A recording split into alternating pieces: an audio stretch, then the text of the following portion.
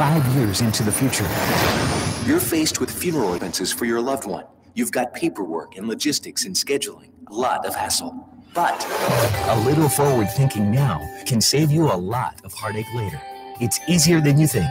We're Brown Funeral Homes, family owned, in business for over 135 years. Think smart, think ahead. Brown Funeral Homes, Martinsburg, Inwood, and Charlestown, Ranson. We have the tools, we have the talent. It's Miller time. It's Miller time on Talk Radio WRNR. A look at local sports with the play-by-play voice of local sports, Matt Miller. And welcome into this Wednesday edition of Miller Time. Matt Crawford here with you this week while Matt Miller, I should say, is out on vacation. We wish him a happy vacation, although he's doing housework again, which is I don't get doing housework on your so-called vacation. But you know what?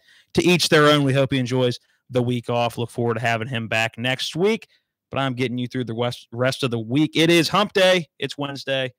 All downhill from here on your stride till the weekend. All right, let's start off the night with some baseball. The Nationals have been shut out back-to-back games. Got shut out 2-0 to the San Francisco Giants. Took a day off on Monday, and last night a 3-0 decision to the Yankees. Not a great showing by the Nationals offense the last couple of days. Only got 5 hits in the game last night, so the offense has hit a bit of a slow streak. Again, shouldn't be too worried about the Nationals. That a couple games isn't gonna hurt anything. If they go on another streak like they did at the beginning of the season, where the bats just weren't coming around for weeks at a time, and really it was 2 or 3 weeks at the worst part of it, then you start to get concerned because every year in the playoffs, it seems like the bats just can't seem to find their way to the postseason. But right now, again, I don't think you need to worry about the Nationals. They will come back around.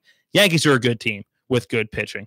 Tanner Roark took the loss for the Nationals last night. He went 6 innings pitched, gave up 3 runs, had 5 Ks, and only walked 2. So not a bad night. Pretty average night for Tanner Roark. Didi Gregorius for the Yankees did the majority of the damage, starting in the bottom of the 2nd inning with this solo home run. Breaking ball into the air to deep right center field. This one way back, Taylor the warning track to the wall. It's gone. Goodbye into the Yankees bullpen. Gregorius gets a hold of a 1-1 pitch from Tanner Roark. And it's his 12th home run of the year, the 10th given up by Roark, and 6th to a left-handed hitter. On a 1-1 pitch, Gregorius gives the Yankees the lead, a hanging breaking ball, and he got underneath it and lifts it out of here over the 385-foot marker. It's the Yankees 1 and the Nationals 0. The Yankees would not be done in the bottom of that 2nd inning. Austin Romine would have a sacrifice fly to score the Yankees' 2nd run of the game. Scoreless in the 3rd, 4th, and 5th, but in the bottom of the 6th, the Yankees found their 3rd and final run of the game with another solo shot by Gregorius. 3-2 coming, and it's launched down the right field line. This is way back there, and it's another home run for Gregorius. Into the 2nd deck, fair down the right field line. He had 1 home run since May the 1st. He's taken Roark deep twice tonight, and it's 3-0 Yankees. The teams would stay at that 3-0 mark through the end of the game. The Nats fall 3-0. This is what it sounded like right here on Talk Radio WRNR last night. Straight up on the infield of the pitch, swung on, loop to shallow right, coming on is Judge. He makes the catch. And boy, he's got some long strides, but it looks like he can't get there. He can. This game is over. The Nationals are shut out for a 2nd straight game. Bryce Harper last night reached base on all 4 appearances, but 2 of them are not the way you want Bryce Harper to get on base. In the 3rd inning, it was a plunk to the elbow. I don't know why he doesn't wear an elbow guard on that front elbow. You see, I don't want to give a percentage here, but it seems like more players than not wear that front elbow guard, and for some reason, Bryce Harper does not. I don't know if it's a comfort thing or whether it's just one of those things that he never really believed in, but I guarantee you from here on out, you will see Bryce Harper with that elbow guard. He got plunked in that front, his right elbow early on in the game. Then in the 8th inning, got hit in the foot, took a couple of steps towards first base, and he was just not having it, got taken out of the game in the 8th inning. But after the game, he said he was fine. I feel fine. Elbow feels okay, and big toe just hurts a little bit. I'll be fine. I already got an X-ray on my toe. I'm fine. Trying to walk down the first base line, there's no point. So you heard it. He's fine. Big toe hurts a little bit. Everybody can move on from a big toe injury, unless you're in the NFL. Then you get the turf toe, and it's just not fun. But I assume that Bryce Harper will be back in the lineup tonight. Tonight's game, a 7 o'clock game in the Bronx, the final game of this short 2-game interleague series before the Nationals head to Toronto, taking on the AL East here. The Yankees, Toronto, and then the Battle of the Beltway in D.C. as they will host the Orioles. So taking on the AL East in the foreseeable future. Talking about those Orioles, a 6-4 loss last night at the hands of the Boston Red Sox. That is 6 straight for Baltimore and 13 of 15. And right now, down 4-0 in the bottom of the 6th, as Manny Machado just fouled one off his foot. We were watching that live. Again, a game that started a little bit earlier in the day, so we'll try to keep you periodically updated on that score. But again, the Orioles just continue to struggle. And again, we will have a little bit more on the depth of struggling, I should say, with the Orioles a little bit more tomorrow, because it's not just the Orioles. Right now, there is a trend going on in the MLB, and the Orioles are one of 6 teams that are predicted, or I shouldn't say predicted, that are on pace to possibly lose 97 games if the season were to play on like it is right now. So while the Orioles are playing extremely bad baseball and are the worst team in the majors right now, they have some company in the bottom. So we'll get into that a little bit more tomorrow. We got a pretty jam-packed show for you tonight. But staying with baseball, the Rockies and Phillies played last night. Phillies get the 1-run win, 5-4.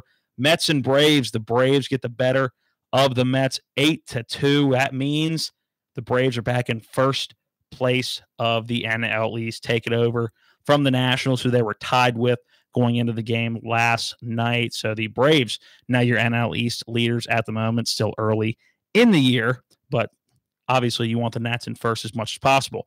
Pirates and D-backs.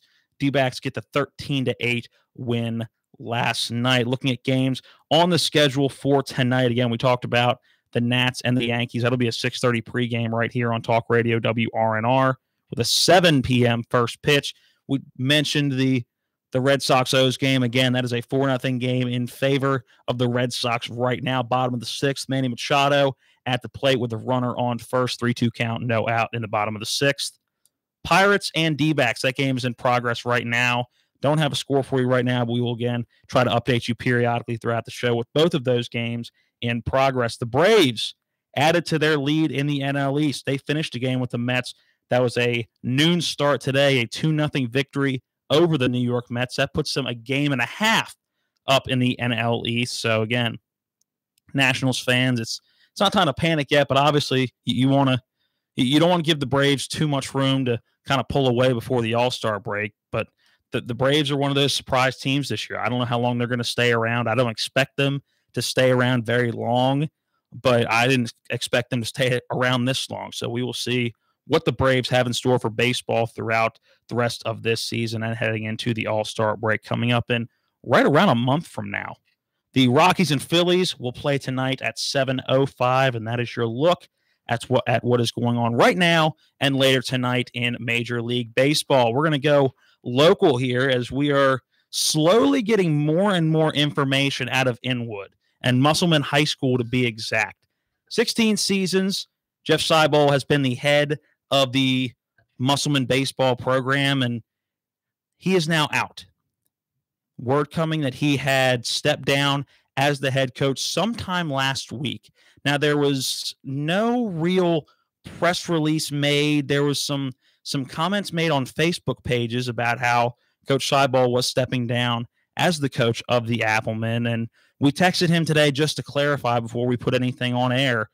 But, yeah, it looks like that after 16 seasons as the head coach of the Musselman Applemen baseball team, Coach Seibel is stepping down. We've heard some rumors. We will not air those rumors on air just because they are just that, rumors. We've heard some rumors that It may not have been just a flat-out retirement from Coach Seibel, but when he is ready to talk, we will try to have him on air, whether it's with the morning show first with Rob and Dave and Eastern Panhandle Talk, or whether it's with Miller Time first. We will try to get him on air and talk about his impressive career, not only as the head of the baseball team, but before that, an assistant coach with the baseball team. And even before that, a longtime assistant on the football team, including being an assistant during the great run back in the 90s where Musselman won the state championship as a 16 seed. He was an assistant coach on that team. In his 16 seasons, spanning from 2003 to 2018, Coach Seibel had a .251 and .239 record. That's a .512 winning percentage, averaging just about 15 wins a year and adding 6 sectional championships. So a pretty good resume for Coach Seibel, as he was a true Avelman. We talked about what he was involved with at the school. So he is definitely going to be missed in Inwood. We wish him the best of luck in whatever he chooses to do after his great career as a coach. All right, we have got to get in our first break, but when we come back, we're going to talk some high school sports. You may be going, well, it's summer. Matt Miller and I got a chance to talk with Greg Reed of the WVSS-AC last week, and we just flat out haven't had time to air that interview. But the 3 weeks in the summer that high school sports are allowed to practice with their coaches is upon us, including some football 7-on-7s and other high school sport-related activities. So we got a chance to talk with him about the state as a whole and what those 3 weeks include. We will air that interview next on Miller Time. Burke, Schultz, Harmon, and Jenkinson. We're accident, injury, and disability lawyers with over 120 years combined trial experience. When you owe an insurance company money, they want to be paid right away.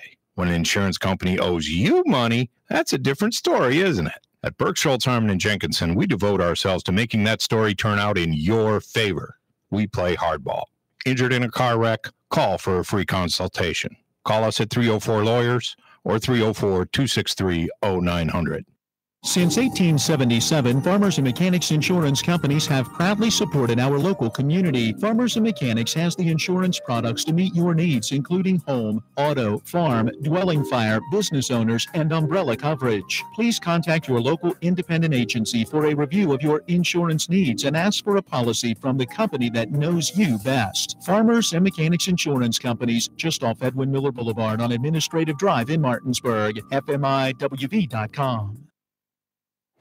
I'm Ari Wolf with NFL Network Now on the Westwood One Radio Network.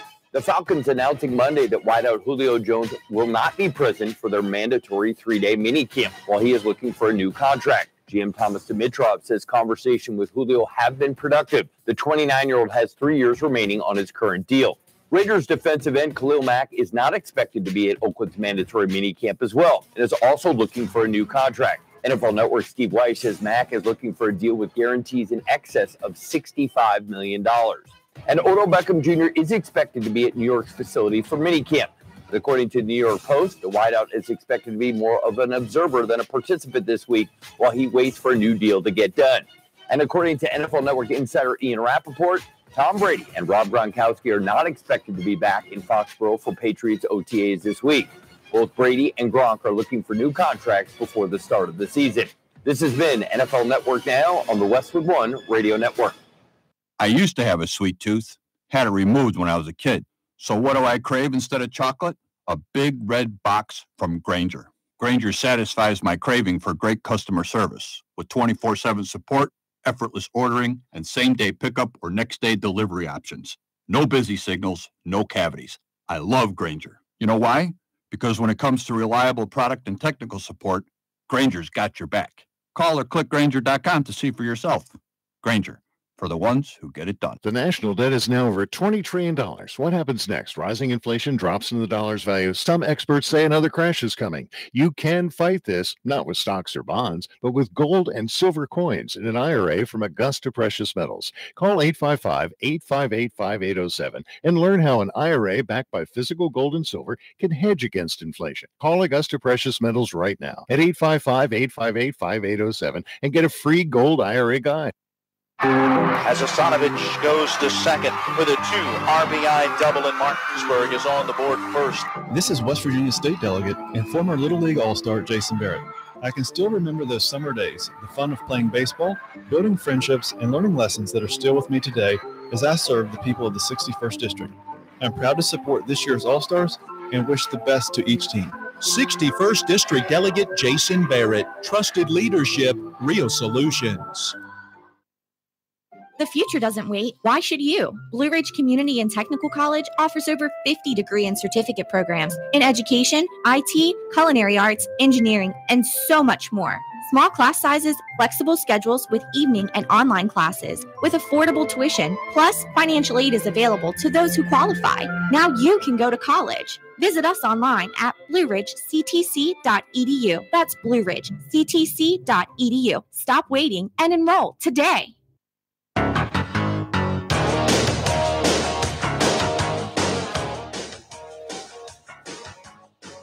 Little Kenny Loggins Danger Zone. Apparently Top Gun 2 is in the makings right now. A song reminded me of it if anybody saw the awesome movie Top Gun from back in the 80s with Tom Cruise. Apparently a second one coming out at some point. I saw Tom Cruise put something up about a Top Gun 2, so can't wait for that to come out. I loved that first movie. This segment of the show brought to you by the Washington Nationals and their Summer Sizzler, the tongue twister, the Summer Sizzler. Put some sizzle in your summer with the Nationals Summer Sizzle 3-pack. Get 3 Summer Nats games and a free Nats branded grill starting at just $39 per pack. Visit nationals.com for all the details. We thank the Washington Nationals for sponsoring this segment. All right, on to high school sports. The 3-week period in which teams in Berkeley County of all sports can practice, whether it's football, basketball, baseball, whatever you want to call it. I know there's some tournaments going on with basketball. There's some 7-on-7s going on with football in the area. But right now we're in the 3-week area where Berkeley County high schools can have summer practices. And to me, that's a foreign concept. Again, being from Maryland originally, there was no such thing as that in Maryland. So it was interesting listening to Greg Reed when we got a chance to talk with him from the WVS SAC about what exactly this 3-week period entails and what exactly can go on. Again, this is a interview that Matt Miller and I did last week, but just haven't had a chance to air it yet. Still relevant information, but just a little bit not directly right now. So this is what Greg Reed had to say about the ongoing 3-week process of practice within the Panhandle. Yeah, we've kind of opened up our out-of-season coaching here in the last few years, and trying to give our coaches more opportunity to work with their kids and develop skills and just work on, things that they would want to work on during the season. They can now work on in the off season. But basically what we've set up are a 3-week window in the summer for all schools to participate with head coaches working with their kids. But these 3 weeks are determined by each county, and each county has the ability to use 3 weeks in the summer, starting with week 49. And week 49 on our calendar is the first week after the state high school baseball tournament. So actually, we are in week 49. So if a county chooses weeks 49, 50, 51, coaches are now working with their kids during their period. It used to be we mandated that they use weeks 50, 51, 52, but we hated locking in each county to those dates, so we opened up the flexibility where they can actually start whenever they want, weeks 49, 50, 51, 52. The only thing, Matt, that we ask it is it has to be 3 consecutive weeks. So if you did start week 49, it has to be weeks 50, 51. Okay, so if we go weeks 50, 51, 52, then that's what most of the counties are still doing because that's what they are accustomed to. You can even use the weeks in July. Week 1 in July, though, is a dead week. No activity is permitted, not even flex days, not even weight conditioning. We want our kids to have at least a week off in the summer. And the 4th of July seemed to be that critical vacation date time. So week 1 is off limits to all of our schools. But most certainly counties can use weeks 2, 3, and 4 in July if they want. And but the seasons, the fall seasons begin week 5. So most counties have chosen to go in June. Has there ever been a thought? I know you said you didn't want to lock down all the counties to one specific time period of 3 weeks. Has there ever been a thought to mandating that? We had that, and the principals asked that we allow just a little bit more flexibility with that, and give them the option to select their own weeks that fits their county and their schools much better. But during these 3 weeks, as you know, especially in Berkeley County, where you have 4 high schools and several middle schools, all the schools in Berkeley County must use the same 3-week period. And all the sports programs, the various sports programs, must use those 3-week periods. So basketball can't use a certain 3 weeks, and then football use a different 3 weeks. Everybody's locked into those 3 weeks. But we opened this up to give our counties flexibility. If they would ever want to go back and say, "No, it's not working," we'd like to mandate weeks 50, 51, 52 again. We're most certainly welcome, open to anything that our principals suggest. You mentioned flexibility. In the last couple of years, flex days have been added. Explain how those work. Yeah, we've added 6 more days for our coaches to work with their student athletes. These flex days are designed to use in the off season, and our coaches can use those days however they see fit. They just need permission from their principal, and principals have to actually chart these dates so coaches aren't abusing and going over the allotted 6 days. But our 6 days for this coming year have started. Most people, though, will not use them in the summer because we have the 3-week window that you can use. A lot of coaches are using their flex days either right before their season or sometime in the spring. It seems like coaches like to use their flex days in the spring, but just another opportunity for coaches to get with their kids an extra week. So, if you're a basketball coach and your season is 4.5 months long, now we've added 3 weeks in the summer plus 6 more flex days. Our coaches now have an opportunity to be with their kids 5.5 months out of the year, and that's quite a bit of time and to work with an individual. So over the off season for, let's say, football, or is a head coach, other than those 3 weeks and the flex days, allowed to have any contact with his players in regards to any sort of practice or weightlifting or conditioning? Yeah, you can do weightlifting and conditioning. You just can't do sports-specific drills in the off season. But with the flex days, it's added that ability to maybe go do some 7-on-7 with some other schools and actually work sports-specific with your kids. And the only thing that we ask with flex days, number one, the principal has to approve it. You can't use Sundays with your flex days. We want our student athletes to have a day of rest. We can approve through our board of directors the use of Sundays if a coach is really adamant, maybe of going to a camp or a clinic, and it's a Saturday, Sunday type activity. But we really try to stay off Sundays, and you can't use it as a tryout period. Okay, so. In baseball, for example, in the spring, you want to bring your pitchers and catchers in 6 days prior to the start of season. You can do that. You can bring all your team members, but it seems like they're using pitchers and catchers just to get them throwing. But can't make cuts. Can't use them as your 14 practices. Strictly voluntary on the flex days and the 3-week window. Well, thank you so much for giving us an explanation as we head into these summer months and student athletes continue to work to improve their game and get ready for the upcoming season.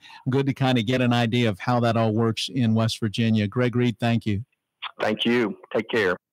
Again, that was Greg Reed of the WVSSAC on the flex days and the 3-week practice period that's going on in Berkeley County right now. So all these student athletes in the area are trying to get in as much work as they can right now with their teammates while the time still permits. A really good idea, especially adding those flex days. I think those are big, especially when you look at those winter and spring sports. I think those can be extremely beneficial. All right, we got to get in our bottom of the hour news, weather, and NBC sports update break. When we come back, we'll talk about an article that was released by Bleacher Report on Bryce Harper and what do you think he's worth all the money that he is most likely going to get in the offseason. We might even open up the phone lines. So stay tuned to Miller Time on Talk Radio WRNR Martinsburg. CBS News Update. Consumers and businesses will face higher loan rates following the Federal Reserve's decision to hike a key short-term interest rate by 0.25%. Fed Chairman Jerome Powell cited a strengthening economy in explaining the modest rate increase. Fiscal policy is boosting the economy. Ongoing job gains are raising incomes and confidence. Foreign economies continue to expand, and overall financial conditions remain accommodative. CBS News business analyst Jill Schlesinger says the central bank is signaling it will step up its pace of interest rate hikes. Fed officials also upgraded their assessment of the economy. They say that growth is increasing at what they called a, quote, solid rate. Last meeting, they described economic growth as moderate. So a slight upgrade, enough to actually convince Fed officials that it will likely be 4, not 3 rate increases for this year. CBS News Update, I'm Pam Coulter. Now, with your local forecast, weatherman Bob Kukin. We'll see a drop in humidity and the return of sunshine to the eastern panhandle for the next couple of days. Through the evening time, it's just cloudy, a couple of random showers possible, and temperatures headed back below 70 degrees eventually. The early morning low, 63. Sunshine in abundance tomorrow and Friday. Mild, not too humid, highs lower 80s. I'm Bob Kukin, Talk Radio WRNR. Howdy, cowpokes. Yep, it's me again, your favorite dusty cowboy for Panhandle Printing and Design, with more questions from the trail. Ever had the feeling while looking for help with printing that you're talking to a soon-to-be cattle rustler? Or do you feel like you're wandering around the corral looking for help only to find yourself talking to some young whippersnapper that don't know a Holstein from a Hereford? Well, then if you need printed material, you really need to go see my partners at Panhandle Printing and Design.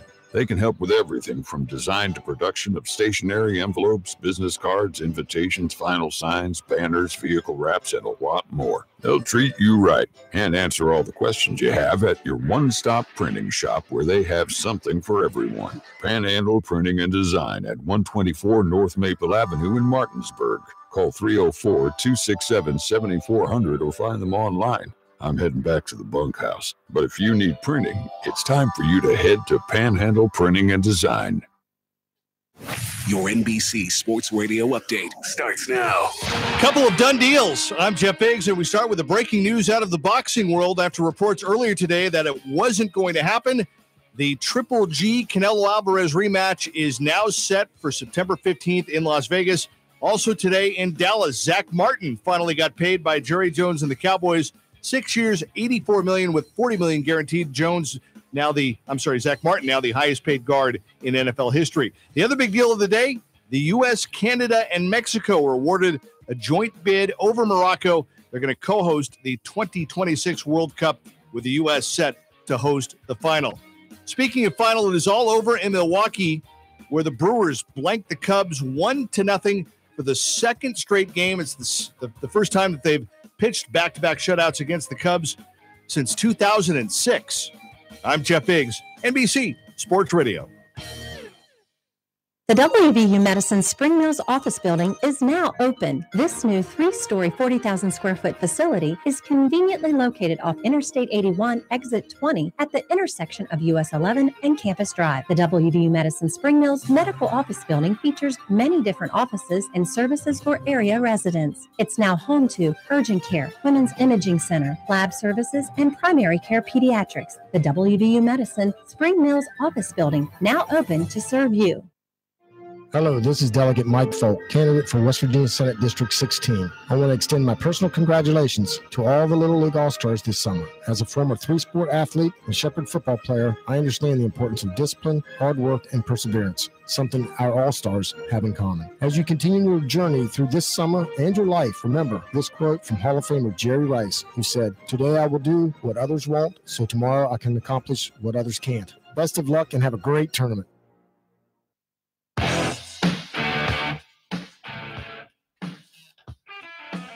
And we welcome you back into this Wednesday edition of Miller Time. Matt Crawford here with you to get you through your drive home from 5 to 6. This segment of the show brought to you by Brown Funeral Homes and Cremations. Robert, Fields and Son, a family-owned full-service funeral home that has proudly served our area since 1880, only a few years more than Matt Miller has been alive. Matt Miller on vacation this week, doing some household chores on his week off. Can't wait to have him back next week, but enjoy the week off, Matty.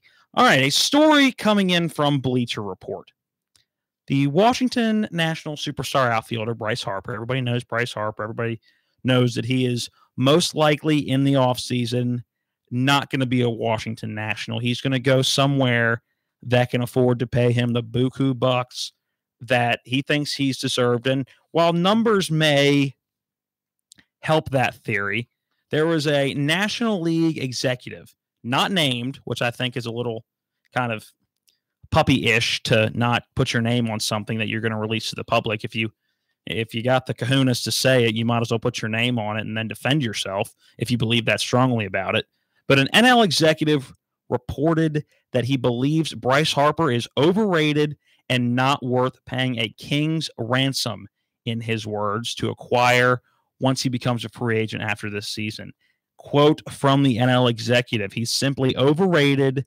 The good ain't worth the bad. He's a losing player, cares more about himself than he does the team. I'm not sure I disagree with the fact that he may care more about himself than the team. I don't know him personally, but I know that he kind of gives the ego sometimes of maybe being a player who cares more about himself. Again, I don't know. I've never been told, other than people who maybe aren't Nats fans, that he's a little full of himself. But Harper, since he joined the league in 2012, again, has been a phenom since he joined the league. Even before he joined the league, was a touted high schooler from Las Vegas, Nevada, who left high school early, took the test to get his high school degree, and then entered the draft and was selected by the Washington Nationals. In those years since 2012, Harper's got a 280 batting average. Not too bad. He keeps that up. That's flirting with Hall of Fame batting average numbers, so not that bad. This year, only a 228 batting average, so a little bit of a slump this year so far, and didn't have a phenomenal back half of the season last year, I think is the best way to put it. So not a phenomenal way to start this year, but in the 6 years since 2012, 169 home runs, pretty decent. 464 RBIs, good. On-base percentage of 385. So he's getting on base a little under 4 out of every 10 times he's up to bat.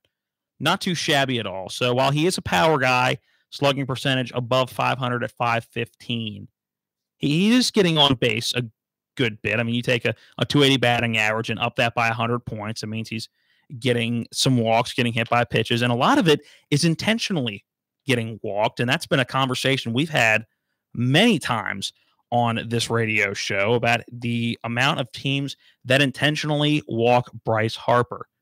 We want to hear from you Nationals fans or you baseball fans. So if you have an opinion on whether you think Bryce Harper deserves to be paid a lot of money come the offseason, or whether you think he's a tad overrated, we want to hear from you. Call in. Caleb will answer the phone and see what your opinion is on this subject. It's 304-263-6586 or 304-263-6540. Again, that's 304-263-6586 or 304-263-6540. We want to hear from you about what you think Bryce Harper could possibly be worth and whether you think he's worth that money at all next year. You look at the Nationals. In this article, the NL executive said that he was a loser pretty much, and he was on a losing team and only cared about himself winning. Well, the Nationals, since 2012, are 473 and 357. That's a 570 winning percentage.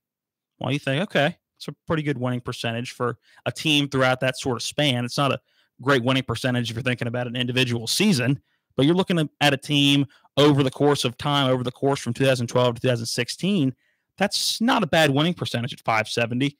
Oh, and should I mention that that's the second best in the entire league, just behind the Dodgers, who have a 571 winning percentage. So the Nationals have been one of the better teams in baseball, and that's been well documented, or at least one of the better regular season teams in baseball since Bryce Harper joined the league. I get there's going to be people who are going to say he's kind of careless in the outfield. He's been injured because he can't learn when to dial it down a notch at all. But again, I'm not sure that's something that is more of a thinking about himself more than thinking about a team. I think that's just showing some hustle. And I think he's matured out of that a little bit. Again, he had a season-ending knee injury a couple years ago because he ran face first into the wall in the outfield pretty much and ended up injuring his leg. But Bryce Harper's a guy that when he's hot, and he's a power guy, and he is going to be exciting. But at the same time, I think Bryce Harper's very streaky. So I think if you get the best of Bryce Harper, and it's true about this for almost any athlete in any sport, when you get the best of somebody, you're going to get an extremely good athlete. So I think you're going to get a phenomenal athlete if you get Bryce Harper. But down to the question of money, you look at Bryce Harper, you look at the stats. Again, a 280 batting average throughout his career, 169 homers, 464 with runs driven in, an on-base percentage of 385, and a slugging of 515. Those numbers are good. They're not league leading throughout that time, but they're really good numbers. So do I think he deserves to be the highest paid player in history? No. I think he is going to add and enhance any team he goes to, whether that be what a lot of people are saying is the New York Yankees, whether that's the Chicago Cubs. Being a Cubs fan, I'm still on the fence about whether I want Bryce Harper. But again, I really think he's only going to improve a team. So you look at, I still think if I had to put money in the offseason, I'd say he's going to be a Yankee or he's going to be a National. I think if the Nationals can pony up, I think they can possibly bring him back. And I think that there's some loyalty with the fan base to Bryce Harper. They've been behind him since the start. The fan base of DC loves Bryce Harper. I don't think you can put into words how much they love Bryce Harper. Between him and Zimmerman, they're the two most loved baseball players in DC. But I don't know if the Nationals are going to pony up, but I don't necessarily believe that he's not worth any sort of a king's ransom like this guy in Bleacher Report had reported, the NL executive said. And I definitely don't think he's overrated. I think saying Bryce Harper is overrated is extremely false. And anybody who may say that, I don't think has really sat down and watched Bryce Harper in clutch situations or watched Bryce Harper hit a home run or been on one of those streaks where he's hitting the ball out of the park extremely well. Again, we got a few minutes before we got to take a break. So if you want to call in and give your opinion on what you think Bryce Harper is as a baseball player or it should be considered next year, it's 304-263-6586 or 304-263-6540. Call in. We'd love to hear from some Nats fans or just some baseball fans in general. So it's just one of those things that I'm really not sure I buy into. I think that he's a good baseball player. And at times, sure, I'll be the first to tell you that at times he's gone on streaks or he just looks extremely bad. And you're going, I wonder if Bryce Harper's ever going to come out of this slump he's in. But that's baseball. If you hit the ball 3 out of every 10 times that you're up to bat, you're a Hall of Famer. You're probably going to be a first or second ballot Hall of Famer. So you're one of the best of all time. So I think anybody who looks at a 280 batting average throughout his career, 169 home runs, 464 RBIs, and an on-base percentage 100 points above what his batting average is, I think that's a guy that is not overrated at all. And while he may not deserve to be the highest paid player in history or the highest paid player in the league right now, he definitely deserves a good contract somewhere because he is going to enhance your team. All right, we got to get in a break real quick. When we come back, we're going to talk some NFL football, kind of elaborate on a story we started yesterday with the 1987 replacement Redskins getting Super Bowl rings. That happened yesterday. And OTAs are right now. Mandatory OTAs for the Washington Redskins. Mandatory mini camps are happening right now, the 12th through the 14th. So we'll get some reaction from Ashburn on Alex Smith and just on the team as a whole from Jay Gruden. We'll also hear from Josh Norman after this break. You're listening to Miller Time on Talk Radio, WRNR Martinsburg. He said, son, I made my life out of reading people's faces. You think back to when your daughter was the tiniest, sweetest, softest, prettiest, most precious little person in your life. She cried and your heart raced. She smiled and you laughed. She said, "Mama," and you cried. "Hi, this is Lori from Bechtel Jewelers. I know she spent a lot of time in your arms, by your side, in your lap. The years have flown, and she outgrew your lap, but she never outgrew your heart. Your girl is graduating now, and a gift she will wear and treasure forever is a heart pendant. Each time she looks at it, she'll know she's always in your heart. Wherever she goes, you'll be together. At Bechtel Jewelers, Route 11 South in Inwood, our heart pendants start at just $99 in sterling silver. You'll find them in gold, too. Some have gems, some are sprinkled with diamonds that twinkle like she does. You'll find one that fits her, sort of like the way she used to fit in your lap. At Bechtel Jewelers, Route 11 South in Inwood. The WVU Medicine Spring Mills office building is now open. This new 3-story, 40,000 square foot facility is conveniently located off Interstate 81, exit 20 at the intersection of US 11 and Campus Drive. The WVU Medicine Spring Mills medical office building features many different offices and services for area residents. It's now home to urgent care, women's imaging center, lab services, and primary care pediatrics. The WVU Medicine Spring Mills office building now open to serve you. Take the bus, come ride with us. EPTA invites you to take advantage of their rider programs, the $5 all-day pass, the monthly pass, and the Get a Job, Get a Ride program. Visit EPTAWV.com for further details and come ride with us. This message brought to you by EPTA, the Eastern Panhandle Transit Authority. For schedules and rider information, visit EPTAWV.com. EPTA serves Berkeley and Jefferson counties. Take the bus, come ride with us. Hey, bro, what are you lifting there? It's part of my spring training regimen. A cold beer? Yep. And a Ben's chili dog? Uh-huh. I'm just about in mid-season form. Exciting baseball action and a break from the normal routine? There's a place for that. Nationals Park. Your Washington Nationals take on the Baltimore Orioles June 19th through the 21st in the Beltway Series, presented by Innova. Visit Nationals.com for tickets. See you at Nationals Park, your place for friends, food, and fun.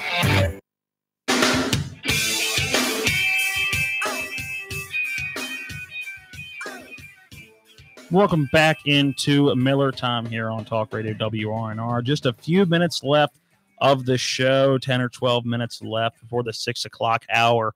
We will take you to Washington Nationals baseball tonight, and we'll have Nationals baseball on the menu for the foreseeable future just until Little League baseball starts. But looking at our sports schedule here in the studio, obviously tonight's game in New York, you can hear right here. It's a 6:30 pregame, 7 o'clock first pitch.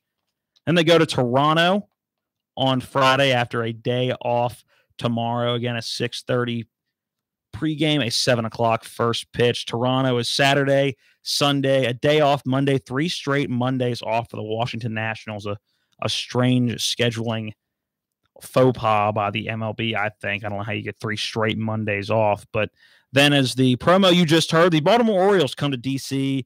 in the Beltway Series. That series already took place a little bit earlier in the season, and this will include a makeup game from the Orioles National Series earlier in the year. Before we jump into the Redskins, I want to go to an article I saw on ESPN a little bit earlier. It was really right before we got on the show, so not a lot of prep time to read too much into it. But Michael Wilbon, he's been mentioned a couple times throughout the show over the last couple of weeks, really a couple of months now.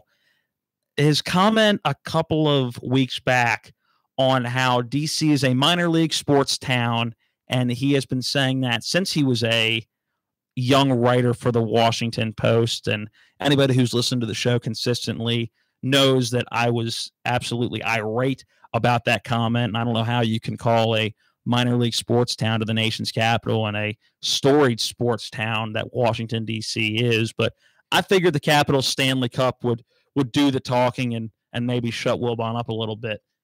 A article on ESPN that is relatively new to the ESPN website. Michael Wilbon, a heavy NBA writer, was an NBA writer for the Wizards and for the University of Maryland and Georgetown basketball teams when he wrote for the Post, and a big NBA guy with ESPN. Everybody knows the King James saga in the NBA and where he's going to end up next year. That's LeBron James, and where he's going to play his basketball next year. Michael Wilbon wrote an article entitled "Washington, D.C. is the stage large enough to fit LeBron James." So let me get this straight. D.C. was a minor league sports town, in the words of Michael Wilbon a month ago. And now it's a large enough stage to be the home team for right now the greatest basketball player in the NBA and one of the greatest basketball players to ever play the game and in the world as a whole. So, Caleb, I'm going to bring you in here real quick, if you don't mind. He's not even paying attention. I was going to get his opinion on this going to DC, but he's not even paying attention. All right, we're going to bring Caleb Flaro in. Caleb, the Michael Wilbon article about LeBron James being a big enough, Washington, D.C. being a big enough platform for LeBron James. What do you think about LeBron going to the Wizards? I just don't see how that could happen. I don't either. And I don't get why. And what do you think Wilbon meant when he said DC is a large enough stage to fit LeBron? He said it's a large enough stage? The exact quote was, Washington, D.C. is the stage large enough to fit LeBron James, even though it was a minor league sports town a month ago. Not so long ago, yeah. Yeah.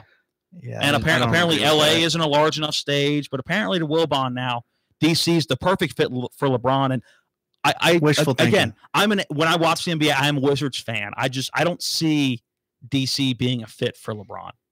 I think they have enough issues with just John Wall and Bradley Beal's egos. I could see Kawhi Leonard coming in to DC, but I really don't see LeBron coming. Yeah, I just don't see where the appeal would be to him in that backcourt. Maybe Bradley Beal would be a good fit. He needs shooters, and Otto Porter is a good fit, but the John Wall, ball dominant, I just don't see that. Exactly. You can't have two guys on the team that want to be the star with the ball in their hand. Bradley Beal can be the guy who gets the ball dished to. Yeah, exactly. Mm-hmm. But I don't see John Wall and LeBron James being able to be on the same team other than an all-star game. I just wanted to bring that up. I thought it was an interesting take, especially since, again, no more than a month ago, D.C. was a minor league sports town to Michael Wilbon, and now literally the exact quote is Washington, D.C. is the stage large enough to fit LeBron James. Yeah, that Capitals Stanley Cup impact. Again, Just it must have been. It must have been his mind. because I don't get it. Apparently, he's one of the greatest sports writers of all time. I'll still admit that. Again, he lost a little bit of respect for me with those comments, but I just don't know how you can flop like that. I guess when you're at that stature, you can think and say whatever you want to without worrying about any sort of consequences. Right.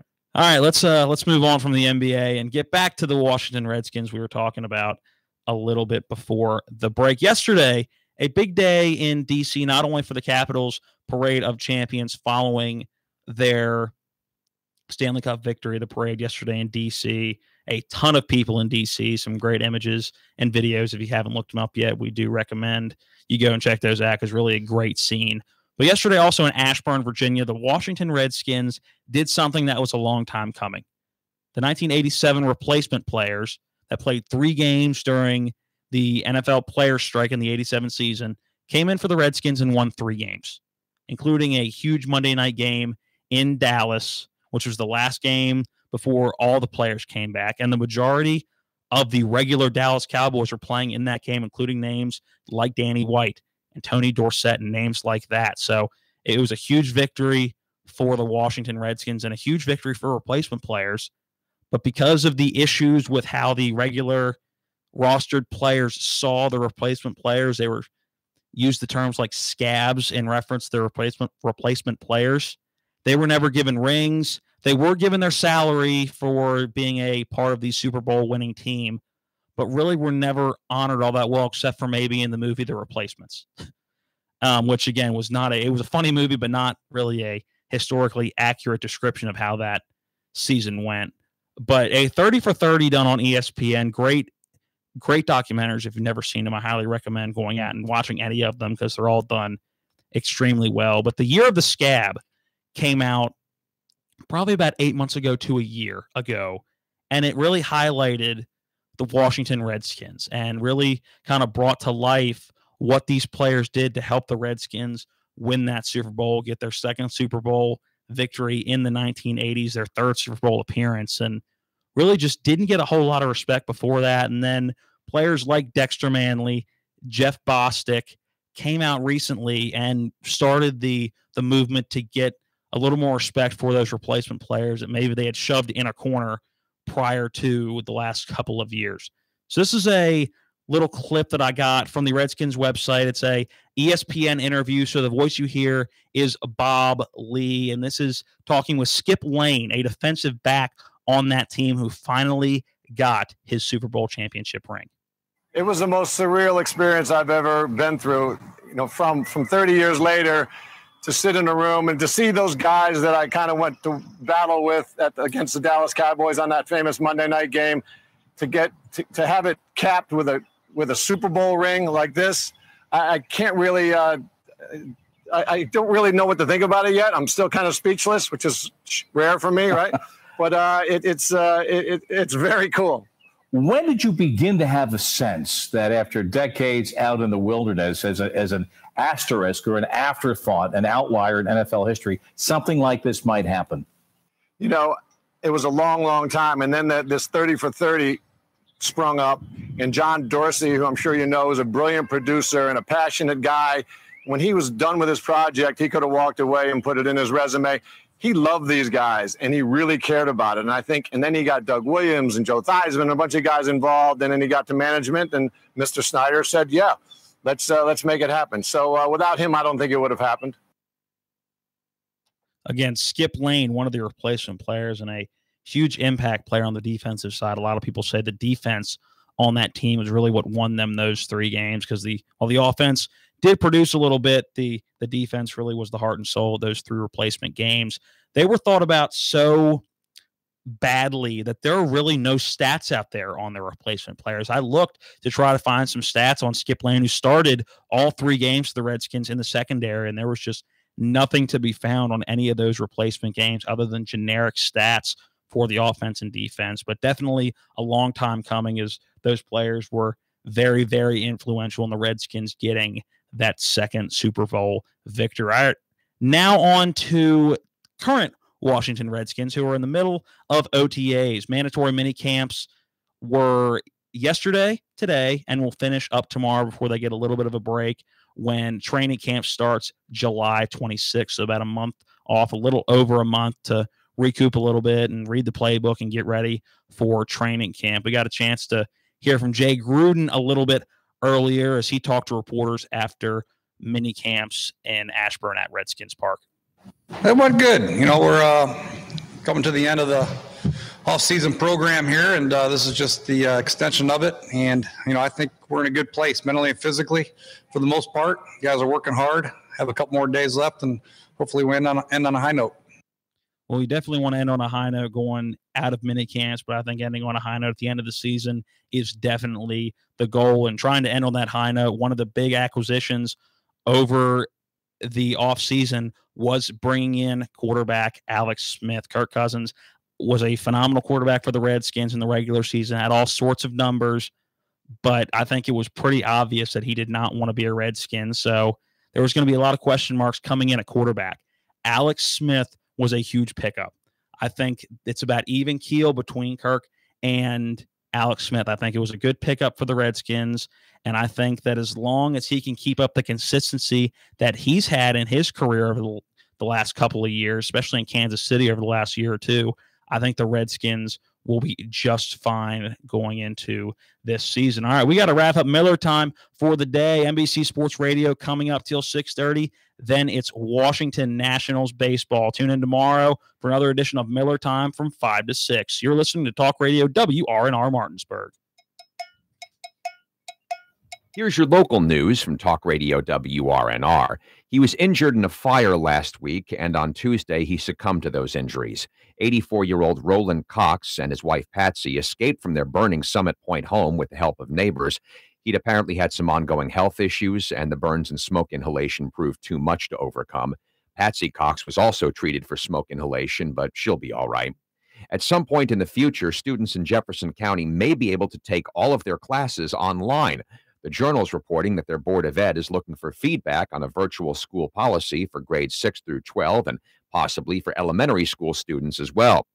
West Virginia U.S. Senators Joe Manchin and Shelley Moore Capito joined a bipartisan group of 12 senators in demanding the release of the results of a study regarding what levels of certain chemicals in drinking water are safe. The